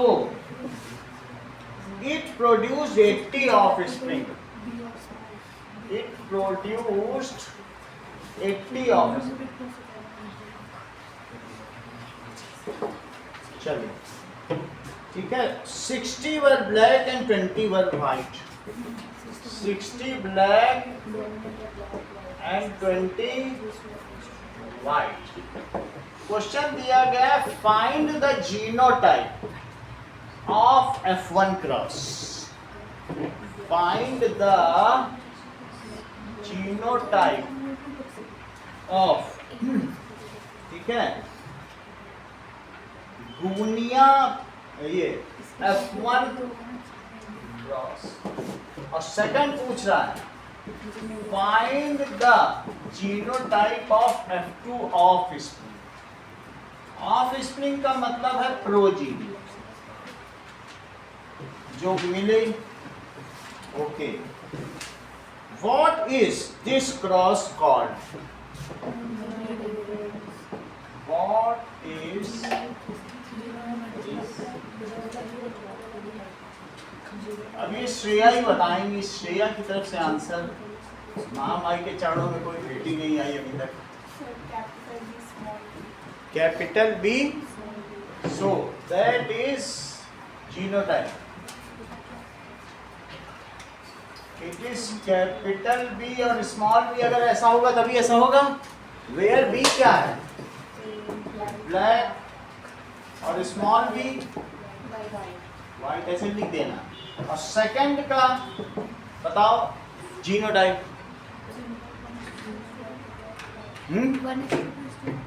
1:2:1, यानी कैपिटल बी स्मॉल बी और स्मॉल बी, ये 1:2:1। वैसे जीनोटाइपिक रेशो है। इस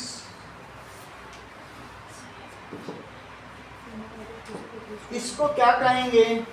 that this is monohybrid cross.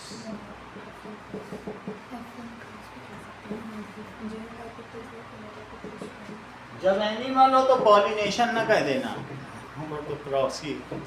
ठीक है, अब जरा देखिए, कुछ मदर एंड डॉटर की ब्लड ग्रुप पर भी क्वेश्चन दिएगा, क्योंकि इस पर क्वेश्चन आता है 3 नंबर का।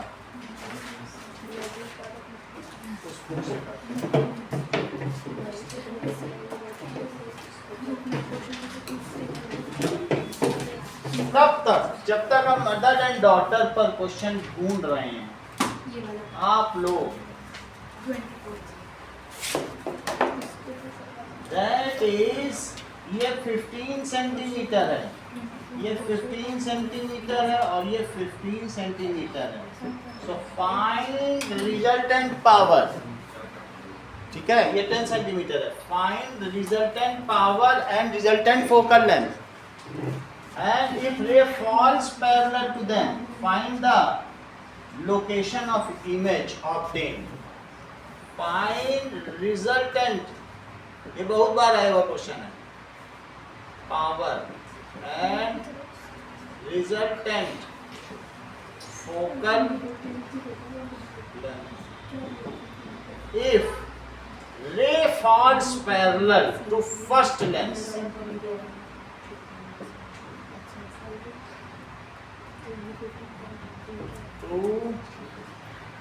first lens, what is location of image?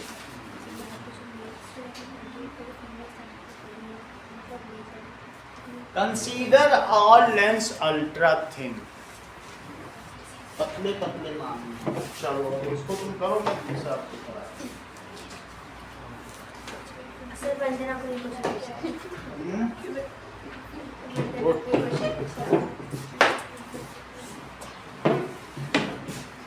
चलो अदिति का डाउट इसका आंसर निकालो। वंदना को तो मैं पढ़ाई हूँ, मेरे को कुछ इसके नाम की सुपारी निकालो।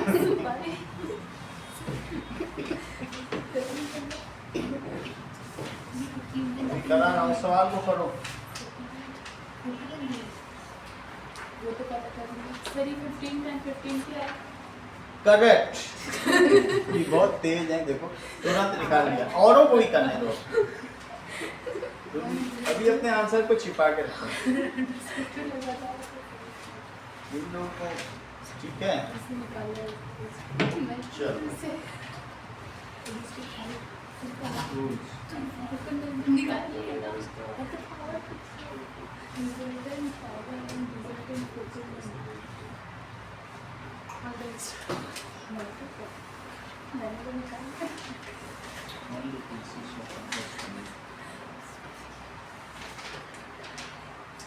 चार पांच क्वेश्चन अभी हमें अपने भी कराने हैं। कौन सा पूछ रही है? सर ये पूछ रही थी, ये वाला क्वेश्चन। मैं सर अदिति पूछ रही थी। अदिति पूछ रही थी। By environmental factors specify the temperature incubated under the following temperature dependent sex determination pattern. तो क्या चीज कही गई है? Consider the following temperature dependent. Turtles. Males are predominantly produced at 28 degrees Celsius. Females are 33 days and equal numbers. So crocodile. ये इतना बड़ा question है। Now high incubation temperature produce male. Why low incubation temperature? यहाँ 28 पे mail होते हैं, 33, और जबकि उनके में if clutch of turtle egg is incubated at 40 degree and if clutch of crocodile is incubated at 20 degree, ठीक है? What is expected outcome of sex ratio in both species? All male offspring in both species, equal number of male or female. Clutch of crocodile. What is expected outcome? चलो ये बता देते हैं। इसका answer भी कहीं दिया क्या? पता नहीं। दिया नहीं तो फिर देखेंगे कैसे। चलो डिटेल्ड सॉल्यूशन। सर इसका 70/3 है क्या पावर? अब इस चीज को हम लोग देख लें।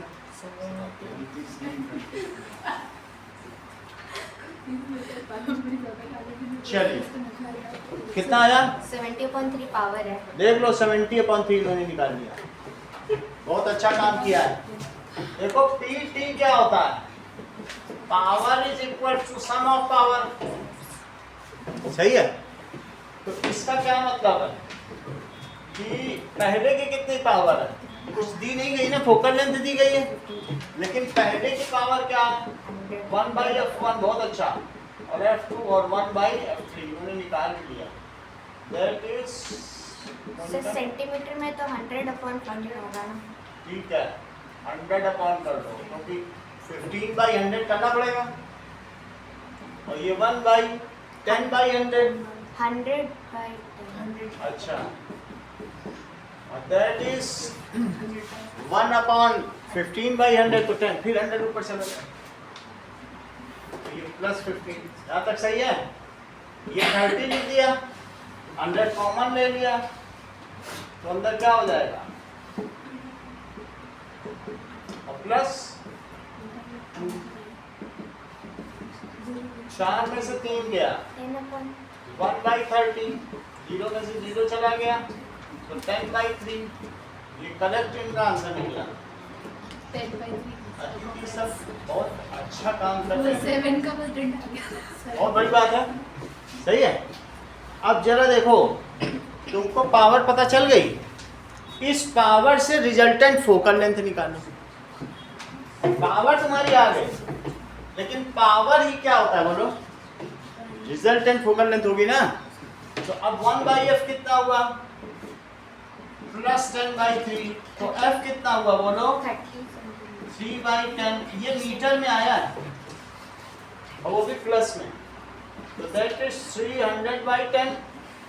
मीटर, तो दैट इज 30 ये सेंटीमीटर में। अगर ये अल्ट्रा थिन लेंस हैं तो जो इमेज विल बी फॉर्म ये प्लस में बन रही कि माइनस में? अल्टीमेटली ये कॉन्वेक्स की प्रॉपर्टी ज़्यादा रखेगा अल्टीमेटली, क्योंकि ये थिक है तो ये कॉन्वेक्स ही होगा, और कॉन्वेक्स में तो उधर ही बनती है, that is thick at centre thin at edges. तो ये सब रेस कहाँ होगी? जहाँ भी जाए पहले यहाँ पे दबेंगी, बहुत बहुत कुछ होगा। देखो ये ऐसे दब रही है, ये भी दब रही क्या, फिर ये खुल रही है और फिर खुलने के बाद फिर दब रही है, ऐसे डमरू टाइप बन रही है। सर इसमें बट फिर F तो 30 लेंगे ना, क्योंकि वही है इफेक्ट, मतलब एक F30 है। अब V देख लो, तो V कैसे हो गया? F30 है रिजल्टेंट इस पूरे लेंस का, तो 1/V minus 1/U it is equal to 1/F। Sunil जरा वैल्यू प्लेस करो, जस्ट रिकंसाइल करने के लिए क्या आती है इस क्वेश्चन में। खैर कोई बात नहीं, आप पढ़ लो। सर 1/V माइनस हाँ, फिर ब्रैकेट में 1/इंफिनिटी करते नहीं हो तुम, बहुत संकोची स्वभाव के हो। 30 इतना भी सही नहीं चल गया, रख देते सही है। 1/V plus 1/इंफिनिटी is 1/30। 1/V कितना हो गया? तो V कितना हो गया? प्लस 30। वैसे भी तुमको पता ही चल गया होगा, जहाँ इसकी रिजल्टेंट फोकल लेंथ है पैरेलल आने वाली रे वहीं गिरेगी, और प्लस 30 था तो तुम्हारे दिमाग में चल रहा होगा क्या कैलकुलेट करें, पैरेलल है तो 30 भी जाएगी नहीं, इसीलिए उन्होंने ये ली। सही, चलो अब हम लोग मगरमच्छ पर प्रश्न करेंगे, जो कि वंदना के द्वारा पूछा। बहुत बड़ी बात है।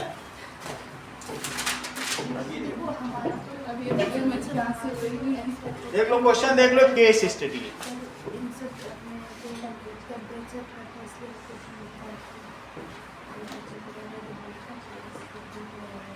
क्वेश्चन कह रहा है कि इसी में से कुछ क्वेश्चन करा दे रहे हैं जब अच्छी बुक हाथ रखिए तो that is in certain reptiles the sex determination is controlled by temperature। Question में है कि certain creatures लिख लो, sex determination। टर्टल में भी यही होता है, हैन में भी होता है, स्नेल में भी होता है, स्नेल में भी होता है, क्रोकोडाइल में भी होता है। Sex is controlled by temperature. अब मैं 2-3 डेटा दे रहा हूँ, पूरा क्वेश्चन तो नहीं लिखूंगा। कहने का मतलब है कि टर्टल्स में क्या होगा, ये कछुओं की तरह ही दिखता है टर्टल्स, ठीक है। Males are predominantly 28 degree Celsius में मेल्स पैदा होते हैं और 33 डिग्री सेल्सियस में फीमेल पैदा होती है।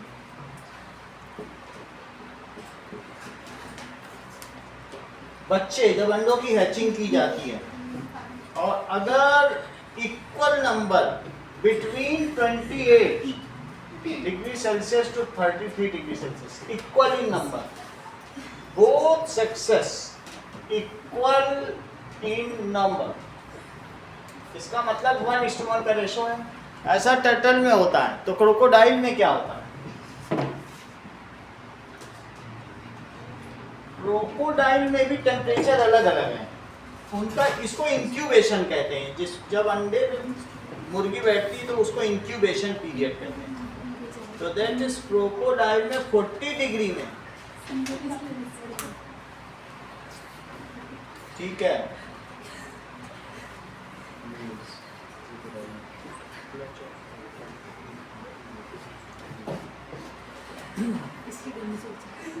ठीक है, क्रोकोडाइल में बताया गया हाई इंक्यूबेशन टेम्परेचर से मेल है। हाई में इंक्यूबेशन टेम्परेचर से क्या है, कुछ डिटेल नहीं दिए गए। सर हाई में इसी का हाई मानेंगे क्या? 33 कुछ दिया नहीं है। हाई इंक्यूबेशन टेम्परेचर से मेल है और लो इंक्यूबेशन टेम्परेचर से क्या है? अंडे के ऊपर बैठना, इंक्यूबेट करना। तुमने वो नहीं देखा हॉस्पिटल में, कहेंगे ये इंक्यूबेशन है, जहाँ छोटे नियोनेटल बच्चे रखे जाते हैं, जो 6 महीने में हो गया, 7 बच्चे में, उनको एक इंक्यूबेटर में रखा जाता है जब तक कि वो 3 किलो के नहीं हो जाते, तब माँ को सौंपा जाता है। मेरा बच्चा जब पैदा हुआ था इतना बड़ा था, वो उसकी उंगली तक नहीं दिखती थी, 890 ग्राम, बच्चा 3 किलो का होना चाहिए। समझ में आई बात कि नहीं? उसको न्यूज़पेपर में निकाला गया कि हमने सफलता पाई है, INS अश्विनी ने निकाला, इतने छोटे बच्चे को 6 महीने में ही हो गया, जो 9 महीने में होना चाहिए। बात समझ आई कि नहीं? तो आप ये समझिए कि, और उसकी ब्लड की टेस्टिंग के लिए उसका मीट काट के दिया जाता था, उसके बॉडी में ब्लड ही नहीं था, वह नर्स रोती थी, लेकिन भगवान को बचाने वाला तो बचा ही लिया। वो दबाती थी एक, वो कहता था इसको भर के दो, भर के कहाँ से दोगे, इतना छोटा तो बच्चा है, अब चूहे का मान लो, जिसका मान लो। वो कहते थे देखो देखो, हम कहते थे दिखाई कहाँ पड़ रहा है, कहाँ से देखो, बाहर से दिखवाते, सही है, तो उसे इंक्यूबेटर कहते हैं। इसी तरीके से वो जो अंडा है वो इनक्यूब है, इनक्यूब्ड है, उसी में बच्चा बंद है, जब उस पर मुर्गी बैठेगी तो उसकी हैचिंग होगी, तो जब तक अंडे के अंदर बच्चा है उसको इंक्यूबेशन पीरियड कहते हैं। तुम्हें बात समझ में आ गई कि नहीं? अंडे के अंदर वो बच्चा जो बंद है उसको 3 महीने का प्रोटीन दे के बंद किया गया है मुर्गी ने, या कुछ भी है, 2 महीने का जो हैचिंग पीरियड होता है, अंडे के फटने को हैचिंग पीरियड कहते हैं। पूरी बात तुमको समझ में आ गई? तो अब बताओ, इसमें लो इंक्यूबेशन टेम्परेचर पर क्या पैदा होता है? फीमेल। अब मान लीजिए इफ एक क्लच ऑफ, क्लच तो तुम समझते हो, बहुत सारे अंडे, क्लच किसको कहते हैं? बहुत सारे। क्लच ऑफ टर्टल, अगर क्लच ऑफ टर्टल 40 डिग्री पर इंक्यूबेट किया, इनको इंक्यूबेटर में रख दो, इनको हीट दो, बल्ब जला दो रात में रख के, इनको हीट मिलती रहेगी। ऐसा ही तो फार्म वाले करते हैं, बल्ब जला देते हैं, वो अपने आप इंक्यूबेट हो जाते हैं। क्लच, क्लच का मतलब झुंड। और दूसरा, क्रोकोडाइल को कितने पे रखा गया? ये है crocodile, it is 32 degree Celsius. तो क्या तुम इनका जेंडर रेशो बता सकते हो? सो ऑल, क्वेश्चन में 4 आंसर हैं कि all male spring will be होंगे, will be in both species.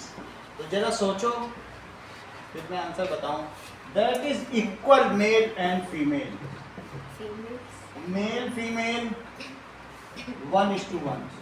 अच्छा अगला देखो, all female in both species, all female in both species. और चौथा, predominantly female offspring in turtle और male in crocodile. That is female in turtle and male in crocodile. Vandana बोलो तुम्हारा सवाल। Sir D लग रहा है। 40 डिग्री पर करा गया है। सर फिर तो फीमेल्स होने चाहिए टर्टल्स में। और मान लो 40 डिग्री ज़्यादा टेम्परेचर होता है तो मेल इन क्रोकोडाइल। चलो उसका आंसर देखते हैं। तुम लोगों ने सही जवाब दिया। अच्छा तुम इतने कठिन क्वेश्चन लाती कहाँ से? सर वो कॉन्फिडेंस हर चीज ये और देख लेना, मैं इतनी कर सकता हूँ। ये यही काम करते ही है। अब देखो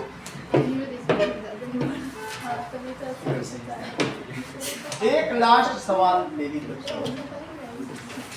ठीक है? चलो ये देखो, क्योंकि अभी तक तुम लोगों ने पूजा वाला सवाल नहीं किया। एक सवाल पूजा डॉंडवाल पे भी करो। अच्छा सवाल है, 4 नंबर का है, अपने मन से नहीं कर पाओगे। देखो केस बेस्ड है कि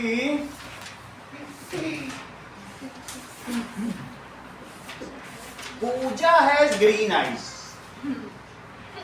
पूजा हैज ग्रीन आईज, जबकि उसके पेरेंट्स और ब्रदर की ब्लैक आईज है। पूजा का और husband Ravi. parents and brothers have black eye। इतनी बात तुमको समझ में आ गई? पूजा की husband रवि। चलो, पूजा के हस्बैंड रवि की काली आंखें Same कुछ। और उसके मदर की हरी आंखें। पूजा हस्बैंड गड़बड़ करी पूजा। का नाम रवि है, एस ब्लैक आई। और पूजा की वाइल हिज मदर का यानी इसकी मदर, रवि की mother, his mother. Her mother थोड़ी का, हर मदर की तो ऊपर चर्चा हो गई। हिज मदर एस, उसकी कैसी आंखें हैं? माँ की भी हरी आंखें, सास बहू दोनों की हरी।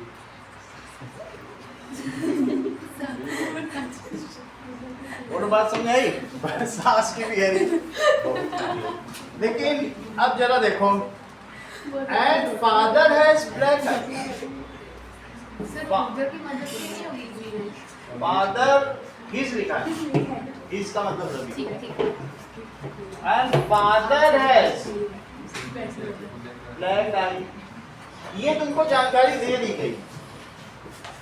On the basis is green colour a dominant और recessive? Just answer. Green recessive होगा, green recessive. Which colour is dominant?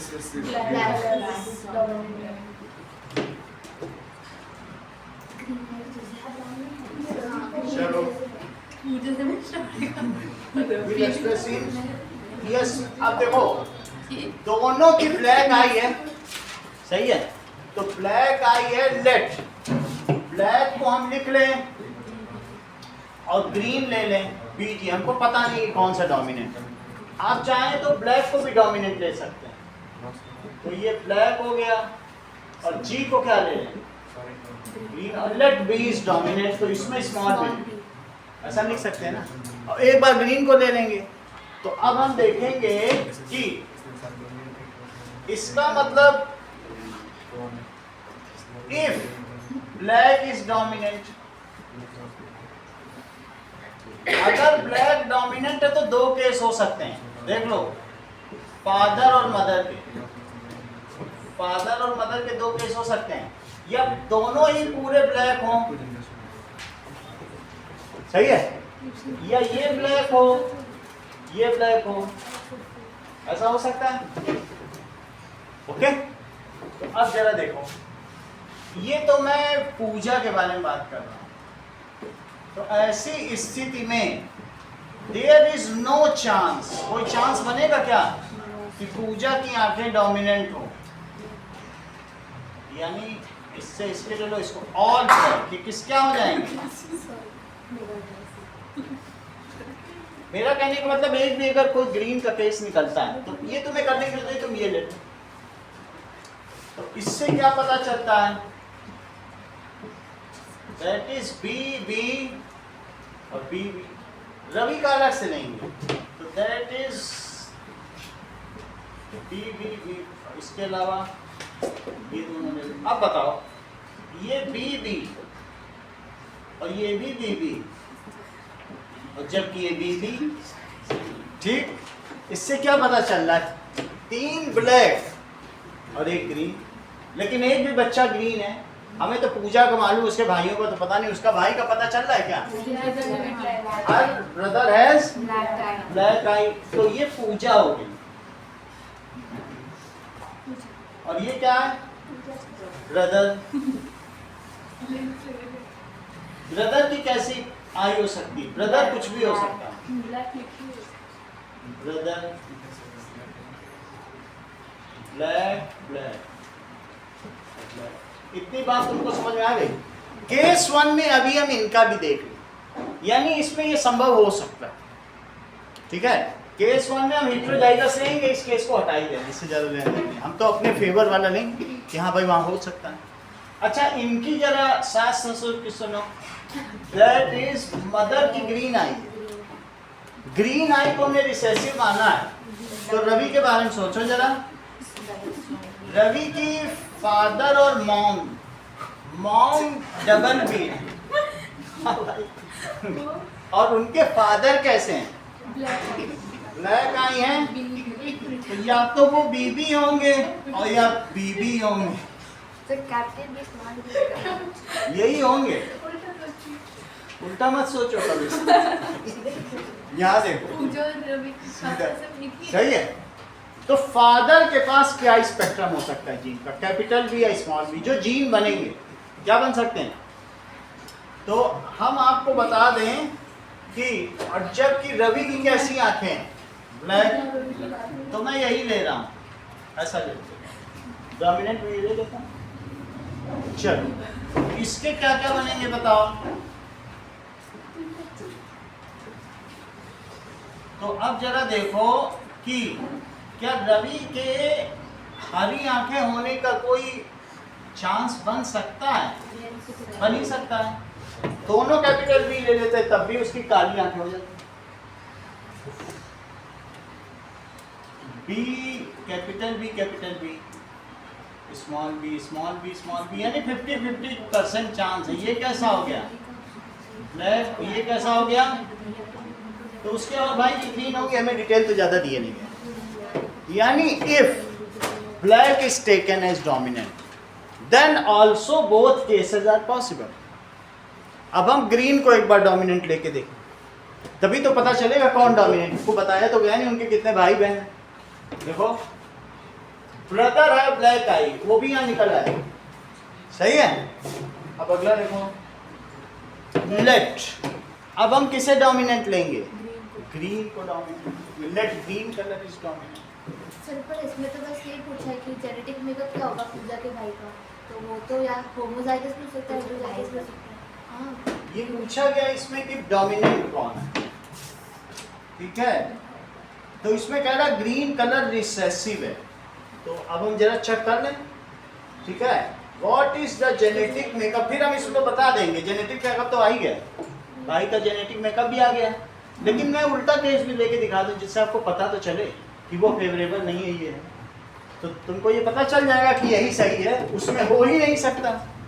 बस यही बता। लेट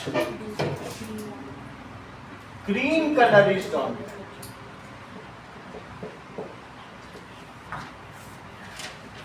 अगर ग्रीन कलर डोमिनेंट है तो तुम जी को ग्रीन लो और स्मॉल जी को क्या लो? यहां तक ठीक है। और अब पूजा की बात करो। पूजा के फादर और मदर, तो पूजा के फादर और मदर अगर जी डोमिनेंट है तो कैपिटल जी ले लोगे तो भाई की कभी काली आंखें नहीं हो पाएंगी। किसी के भी तुम पूरा कैपिटल जी ले लो और सोचो इनको हम स्मॉल जी या कैपिटल लें तो कुछ भी नहीं हो पाएगा, सब काला काला हो जाएगा, क्योंकि तो डोमिनेंट है, अपना तो गुण छोड़ेगा ही। तुम ऐसा नहीं ले सकते, you can not take the risk, तुमको ये लेना पड़ेगा। मदर के में कुछ भी ले लो, अब मदर के में जी भी ले सकते, वो भी। सर लेकिन पूजा के पेरेंट्स के तो ब्लैक आई है ना, जी तो पूजा के पेरेंट्स की ब्लैक आई है, तो पूजा के पेरेंट्स की अगर ब्लैक आई है तो फादर की भी तो- स्मॉल जी होगी।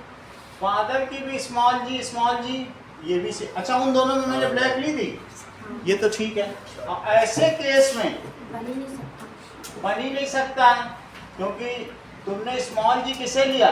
ब्लैक लिया है। तो फिर बोलो स्मॉल जी ब्लैक है, तो पूजा की हरी आंख कभी हो ही नहीं सकती। तो ऑल जो भी होंगे वो क्या होंगे? स्मॉल जी ही हो सकते हैं, क्योंकि रिसेसिव लेना पड़ेगा। अगर तुमने ब्लैक रिसेसिव लिया तो सब रिसेसिव पे ही होगा। Pooja now can not have green eye, इस केस में तो नहीं हो सकता। और ये सभी कौन कौन से बोलो? ब्लैक। उनके सभी बच्चे काली आंखों वाले होंगे। नहीं, पूजा की आंख कभी भी हरी नहीं हुई, दैट इज ऐसा हो जाएगा। तो now no, Pooja can not have green eye, can not have green eye. So this is not the case. क्या लिखोगे? This is not the case. क्या ये केस हो सकता है? अब जब ये केस हो ही नहीं सकता तो खत्म करो। अब इस केस में genetic makeup of brother side, ये क्या आंसर आएगा? सर उसकी होमोजाइगस से हेटेरोजाइगस दोनों हो सकते हैं। दोनों हो सकती हैं।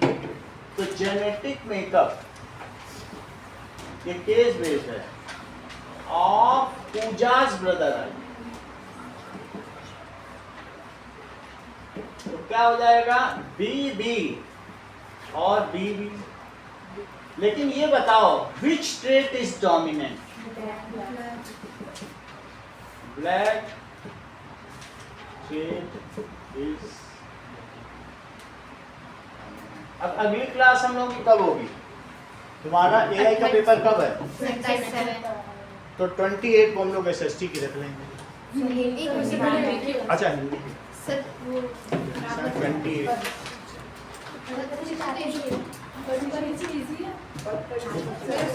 जो कहोगे हम करा देंगे आपको पूरा। अंतिम